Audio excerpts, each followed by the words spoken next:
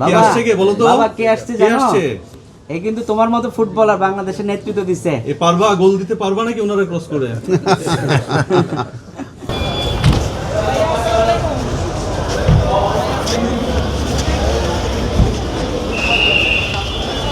আরেকটা বলছো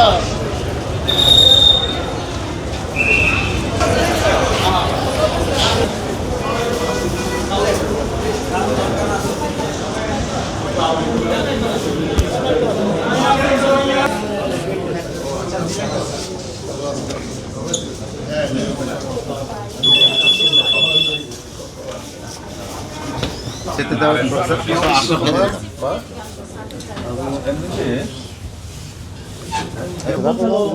বরবুন না সে আমাদের বলছে সে মিডফিল্ডার। ওই যে ওনার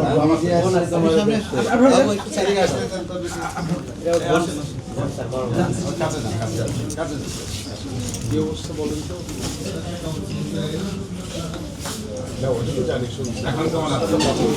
আপনি বলেন। আচ্ছা এখন যেটা আমি প্রফেশনাল গুলো বলে থাকি, ও আসছিল তার আসলে আমার আন্ডারে ভর্তি আছে। তো ওর যেটা হচ্ছে ওই হেডেক ভমিটিং নিয়ে আসছে অ্যাক্সিডেন্টের পর। আসার পরে সমাবেশে যেগুলো বমি করে অজ্ঞান হয়ে যাওয়ার সম্পর্কে একটু কনসার্ন থেকে বেশি। সিটি স্ক্যান করার পরে দেখা গেল যে সামনে কিছুটা স্টিচ দেওয়া আর পেছন দিকের হচ্ছে ফ্র্যাকচার হয়ে কিছুটা রক্ত জমা আছে। তো রক্ত যেটা জমা আছে সেটা নেগলিজেন্স, খুব ছোট ছোট অল্প আর কি। আর আরেকটা যে বিষয়টা পেশেন্ট স্টেবল বা স্থিতিশীল আছে এখানে, এটা আমরা বুঝিয়েছি এটা জ্ঞানের মাত্রা জিসিএস। তো নর্মালি হচ্ছে 15, 3 হচ্ছে সর্বনিম্ন, ওর 15-তে 15ই আছে। এবং আজকে সকাল থেকে আল্লাহর রহমতে কোনো বমি টমি হয় না। বাট তারপরেও হচ্ছে একটু আমরা সাবধানতা থাকি, অবজারভেশন রাখা দরকার, এই জন্য রেখে দিছি। আর সাথে আরেকটা যে মেয়েটা ছিল ও মোটামুটি স্টেবল আছে, ও সিটি স্ক্যান ভালো, ওকে বাসায় নিয়ে নিজে যেহেতু স্টেবল আছে হয়তো হসপিটালে। কিন্তু ওই মেয়েটা বলতেছে স্যার আমি এখানে থাকলে মারা যাবো, একটু বাসায় পাঠাই। হসপিটালে তো একটা ফোবিয়া থাকে বা ইয়ে থাকে, আনকমফোর্টেবল এনভায়রনমেন্ট। খাওয়া দাওয়া হচ্ছে যে আমরা এখনো দেই নাই, 24 আওয়ার্স একটু পার হোক, তারপরে আমি আজকে দিনটা রাখবো। আজকে বিষয় হয় কি, মাথায় আঘাত জন্য তো বাচ্চাদের ক্ষেত্রে আবার কিন্তু মানে এই ভালো তো আপডাউন করতে একটু অবজারভেশন লাগবে। কনভালশন হইলে শেষে আবার আরেক বিপদ ভালো হয়ে যাবে, টেনশন নিও না। তুমি খেলতে পারবা সব আবার আগের মতো খেলবা তুমি, বুঝতে পারছো? তুমি কি মিডফিল্ডে খেলো? মুখে বলো জিব্বাটা দেখো, স্যারকে জিব্বাটা দেখো একটু। না ওটা আপনার জানার জন্য এখন টোটাল জিব্বাটা দেখো। জানে কে আসছে? এই কে আসছে কে বলো তো? বাবা কে আসছে জানো? এই কিন্তু তোমার মতো ফুটবলার বাংলাদেশের নেতৃত্ব দিছে। এ পারবা গোল দিতে পারবা নাকি ওনারা ক্রস করে? আপনার সেই এটা এমনি তো অন্য কোনো সমস্যা নাই তো আল্লাহর রহমতে।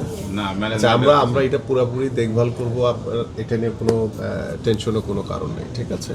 এখানে সবাই ডাক্তাররা আছেন, আমাদের সবাই পূর্ব পরিচিত পরিচালক জন্য হ্যাঁ, সবাই টেক কেয়ার করছেন। আর সরাসরি যেহেতু আমাদের মাননীয় প্রধানমন্ত্রীর একটা কনসার্ন, সো এটা রেসপন্সিবিলিটি আমার, একদম সুন্দরভাবে আমাদের ডাক্তাররা সার্বিকভাবে সহযোগিতা করবে। আপনার কোনো কিছু নিয়ে টেনশন করার কোনো কিছু নেই, ঠিক আছে? আর আমাদের কর্মকর্তারাও তো আছেনই, হ্যাঁ, ওনারাও দেখবেন ইনশাআল্লাহ। আর বাকিরা তো মোটামুটি বোধ হয় ওইখান থেকে বোধ হয় প্রাথমিক চলে গেছে। এই দুজনের হচ্ছে যেহেতু মাথায় আঘাত, হ্যাঁ সেটা আর ওকে অবজারভেশনে রেখে আমি একটু ব্যাখ্যা করে বলে দিই আর কি। এটা হচ্ছে যে আপনার ইয়ে এটা মাথা বোঝা যাচ্ছে এখানে, এগুলো হচ্ছে যে বোনস, নাক, এটা হচ্ছে পেছন দিক, এটা সামনে হচ্ছে এটা হচ্ছে ব্রেইনটা, এটা হচ্ছে বোনসটা, বোনসটা সাদাটা হচ্ছে বোনস। এবং এই যে চোখগুলো দেখা যাচ্ছে, সমস্ত কিছু দেখা যাচ্ছে। এখন মানুষের বোঝাতে তুমি শুধু হেমারেজটা বোঝা। তো পেছনে ডানে বামে সব দিকে ইকুয়াল থাকবে, মানে এখানে যা থাকবে এখানেও থাকবে। এখানে যেটা হচ্ছে যে বলছিল যে পেছনে আঘাত, এখানে খেয়াল করে রাখেন, এখানে ব্লাড শ্যাডো দেখা যাচ্ছে যেটা কিন্তু এই পাশে নাই। এই ব্লাডটা কালো সাধারণত জমাট বাঁধছে, জমাট যতক্ষণ না বাঁধবে ততক্ষণ পর্যন্ত আমরা একটা বিষয় কনসার্ন থাকি যে একটি ব্লিডিং হবে, সেই জন্য একটা অবজারভেশন রাখি। তো আমরা আজকে আবার একটা সিটি স্ক্যান করে দেখবো যে হ্যামোরেজের পরিমাণ কমছে ওটা দেখে তার জন্য বেস্ট পসিবল যেটা সার্জারি লাগতেছে না, অপারেশন লাগবে, অপারেশন লাগতেছে